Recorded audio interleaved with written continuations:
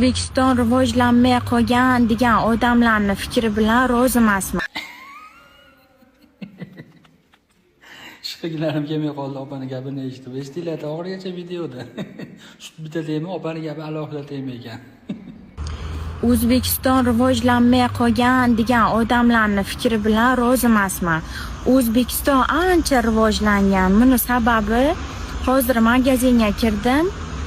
Ertangi chislo bilan sut sotib oldim. Mana bir kun 15-iyun bo'lsa, sut usti 16-iyun kuni ishlab chiqarilgan degan sut sotib oldim. Yo endi men bilmayman, может sigirni bironta o'ziga yarasha ishlar bordir, ertachiroq sog'dirib qo'yadigandir. Endi unisini tushunmayman. Endi magazinga borib bir narsa ham deya olmaysiz ular. Chunki bu prosrochka emas, sroki o'tgan sut emas. Bu navorot hali erta ishlab chiqariladigan sut. Eng qizig'i yana uyga kelib qaynatsam, u aychigan ekan. Sho'rtdekkina. Men o'yladim, endi bugun tayyor bo'libdi-da jarayonga-da bu.